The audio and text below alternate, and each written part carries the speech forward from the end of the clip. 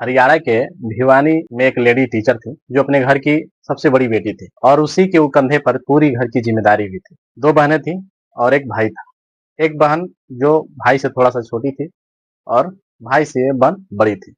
और यहाँ तक कि वो अपने घर की जिम्मेदारी को संभालते हुए प्ले स्कूल में पढ़ाती थी और वहां से जो भी इनकम मिलता था, जो भी पैसा मिलता था, अपने परिवार को जिलाने में, खिलाने में, पिलाने में लगाती थी। लेकिन उस पर कुछ बुरी नजर पड़ी और लोगों का उसके साथ कुछ बड़ी दुर्घटना हो गई। ये घटना है 11 अगस्त, यानी कि स्वतंत्रता दिवस पूरा देश मना रहा था, उससे 4 दिन पहले क्या हुआ, हम पूरी घटना पर बात करेंगे। और अब तक क्या हुआ है उस पर भी हम चर्चा करेंगे हम लोग। अगर ये कहानी मैं आपको पूरी सुना दूं तो हो सके तो आप लोग सदमे में भी चले जाएंगे, क्योंकि ये कहानी नहीं, पूरी सच्ची घटना है। और ये है हरियाणा की। वो लेडी जो है, और केवल मात्र इनका उम्र जितना है वो है 19 साल, 18 या 19 साल की होंगी ये, और इंटर पास कर ली है, देख सकते हैं ये है। और ये प्ले स्कूल में टीचर भी है। कहने का मतलब ये है कि जिस दिन घटना हुई उससे कुछ घंटे पहले या कुछ दिन पहले ये भी कह सकते हैं कि जिस इनका जो मर्डर करने के बाद इनका जो शव मिला वो मिला 13 तारीख को, यानी कि 13 अगस्त को। ये गायब होती है 11 अगस्त को। 11 अगस्त को अपने घर पर बताकर जाती हैं कि मैं स्कूल से, प्ले स्कूल से अपने वो नर्सिंग मतलब करने जाएंगे, यानी कि कॉलेज पर जाएंगे, वहां पर एडमिशन लेने में इनको समय लग सकता है। तो ये वहां पर चली गई, मतलब अपने घर पर बता कर गई थी। 11 अगस्त को ये अपने घर से निकलती है और प्ले स्कूल पर पढ़ाने के बाद ये चली जाती है अपना एडमिशन लेने नर्सिंग में। वहां पर जाती है और अपना एडमिशन कराती है। हालांकि वहां से जब फोन आता है उनके पिताजी के मोबाइल पर इन्हीं के द्वारा कि मैं कुछ देर में आएंगे, लेट हो जाएगा, तो इनके घर वालों ने इनके पिताजी को फोन किया और बताया कि अभी तक आई नहीं है। करीब 7 बज गया था, रात 7 बज गया था। और इतने जब टाइम हो गया तो पिता घबराने लगे और घबराने के साथ साथ 112 नंबर पर डायल भी कर दिया। 112 नंबर डायल किए, पुलिस आई और ये घटनाक्रम बताया। उन्होंने अपने हिसाब से जो समझ में आया उन्होंने किया, पुलिस वाले ने, और वहां से चले गए। लेकिन अगले दिन उनके पिताजी, यानी कि संजय, इनके पिताजी का नाम संजय है, वो जाते हैं थाना पर और वहां पर अपना ये घटना बताते हैं अपनी घटनाक्रम। और उसके बाद से जो पुलिस अधिकारी थे, बड़े अधिकारी, वो कह रहे थे कि आपकी बच्ची जो है किसी के साथ भाग गई है, चिंता मत करिए, 1-2 दिन में वो आ जाएगी वापस, किसी के साथ भाग गई होगी। हालांकि पुलिस वालों ने एक बार भी नहीं सोचा होगा कि अगर नहीं भगी होगी तो उसके साथ क्या हो सकता है, ये लोग नहीं सोचे थे। वो लोग सोचे थे कि भाई आजकल तो ट्रेंडिंग में चल रहा है भागना और भगाना। लेकिन हर लड़की, हर लड़का ऐसा नहीं है कि अपना घर द्वार, अपना परिवार सब कुछ छोड़कर कहीं चला जाए। उसके बाद भी क्या होता है कि पुलिस वालों ने उनके पिताजी को ये सब बातें, अभद्र अभद्र बातें बोलकर, और किसी का भी बेटी अगर कहीं गायब होती है और लोग थोड़ा सा कुछ बोल देते हैं तो बहुत, मतलब अब सोचे कि उतना शर्मनाक कोई चीज हो नहीं सकता। पिता थे, मजबूर थे और वहां से वापस चले आए खाली हाथ। ना उनकी कुछ सुनवाई की गई और ना ही इस चीज पर पुलिस वालों के द्वारा कोई चर्चा की गई। हालांकि देख सकते हैं घटना हो जाने के बाद सभी पुलिस वाले अब पहुंच रहे हैं। अब पहुंचने से क्या फायदा, कि जब एक होती है कहावत, जब चिड़िया चढ़ गई खेत तो फिर क्या। हाँ, वही बात है कि जब इनकी मर्डर हो गई, इनका सब कुछ हो गया, यहाँ तक कि रिपोर्ट जो इनका बना है, जो मेडिकल रिपोर्ट आया है, उसमें बताया ये जा रहा है कि इनका जो किडनी है, लीवर है, इनके पेट से वो सब कुछ गायब है। यहाँ तक कि इनका गर्भाशय भी, सब कुछ, गर्भाशय भी गायब है इनका। ये गांव के ही लोग हैं और ये बताते हैं, पूरा रिपोर्ट बताते हैं, इस जो भी पोस्टमार्टम रिपोर्ट आई है। हाँ, दोबारा सुन लीजिए। इनके पोस्टमार्टम का जब रिपोर्ट आया तो जिसने भी पढ़ा वो लगभग कुछ देर के लिए सदमे में चला गया। इनके शरीर से ऐसे ऐसे पार्ट गायब हैं, ऐसे ऐसे उनके जो भी शरीर में हमारे रहते हैं, अंग रहता है, चाहे जो भी पार्ट वगैरह जो भी अंदर है हमारे शरीर के, वो लगभग लगभग इनके शरीर से गायब था। ये वही टीचर है, इनके शरीर से इनका गर्भाशय भी गायब था, इनका किडनी भी गायब था, इनका लीवर भी गायब था। और इनकी जो गर्दन है पूरा काट कर मात्र 1 इंच, यानी कि इतना बस छूटा था इनके पूरे गर्दन में, वैसे ही मुंडी लटकी थी। और इनका जो चेहरा है, चेहरे पर इतना तेजाब गिराया गया था कि पूरा ये आंख, नाक, कान, मुंह, चमड़े मतलब जल कर एकदम झूल गए थे। और केवल दांत जो, मतलब जो भी हड्डियां बची थी, केवल वही, मतलब कंकाल है कि बचा था। और मतलब अगर मैं उस इमेज को दिखा दूं तो वो तो यूट्यूब का गाइडलाइंस है कि वो दिखाना नहीं है, लेकिन मैं अगर दिखा देता हूं तो शायद आप लोग देखकर वो मतलब हैरान हो जाएंगे।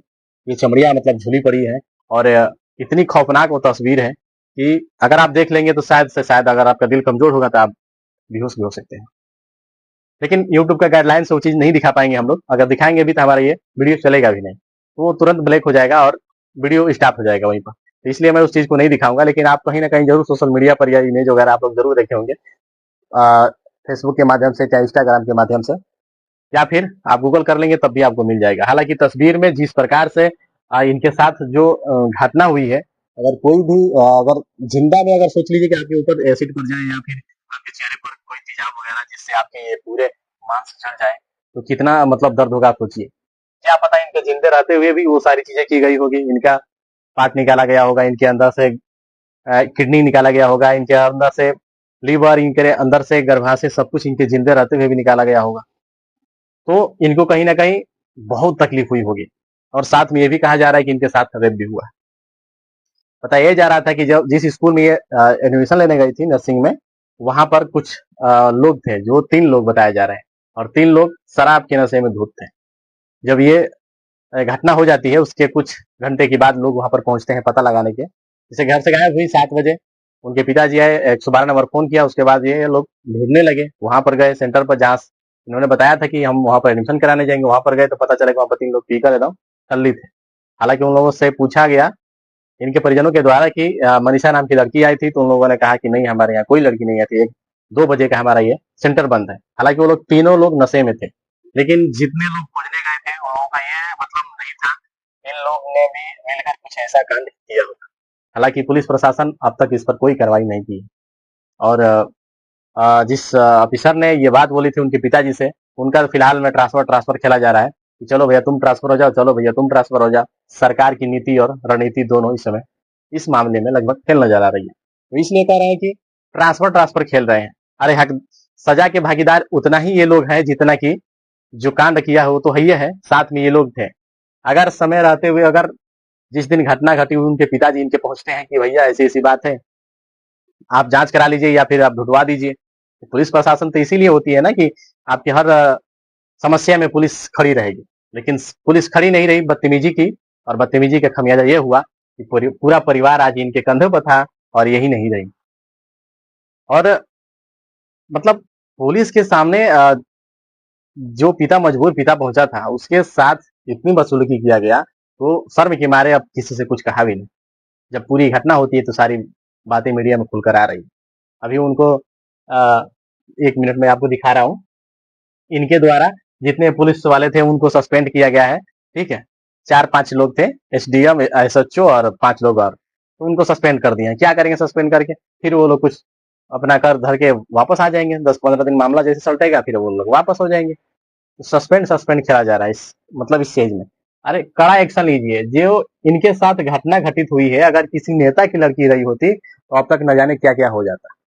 हैदराबाद में कांड होता है, और मात्र 24 घंटा या 36 घंटे के अंदर में जो मुजरिम होते हैं उनको मार दिया जाता है। अब तक नहीं हुआ, यानी कि 11 तारीख का मैटर हुआ है, और आज हो गया हमारे हिसाब से 17 तारीख, यानी कि 6 दिन हो गए, और 6 दिन में तीनों मुजरिम फरार है। हालांकि घटना साफ साफ दिख रहा है कि नर्सिंग में जब वो गई थी अपना एडमिशन कराने, उसी टाइम पर वो कुछ घंटे के बाद वो लोग टल्ली थे। कहीं ऐसा तो नहीं वो लोग लास्ट में वो लड़की पहुंची वो एडमिशन कराने के लिए, प्ले स्कूल में पढ़ाती हैं तो जाहिर सी बात है 1-2 बजे के बाद ही वो लड़की पहुंचेगी एडमिशन कराने के लिए, क्योंकि पढ़ाना है उसको 6 घंटे 4 घंटे जो भी पढ़ाना है अपने स्कूल में पढ़ाई होगी, उसके बाद ही तो गई होगी वहां पर, और उसके बाद हो सके वो घटना हो गया होगा वहीं पर।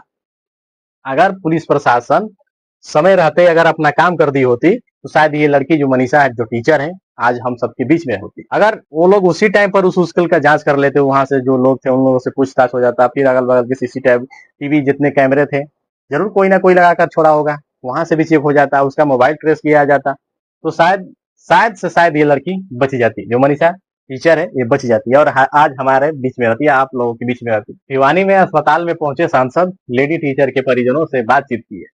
ठीक है, बातचीत करिए, कोई दिक्कत नहीं, लेकिन केवल बातचीत करने से मामला हल नहीं होगा।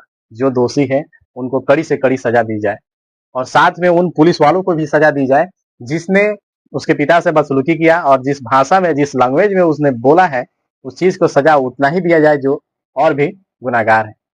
सबको बराबर बराबर सजा, यानी कि एक साथ में सबको मारा जाए, कहा जाए तो इनकाउंटर कर दिया जाए सभी को, जितने दरिंदे हैं बीच चौराहे पर एकदम खड़ा कराया जाए और उनको मार दिया जाए। ये मामला शीशा की तरह एकदम साफ है, लेकिन अब तक गुनाहगार जितने हैं सब लोग गायब हैं। अब पुलिस प्रशासन अपनी अपना ट्रांसफर खेल रही है। खैर, हमारा ये वीडियो आप लोगों को कैसा लगा, और वीडियो अच्छा लगा हो तो शेयर जरूर करिएगा।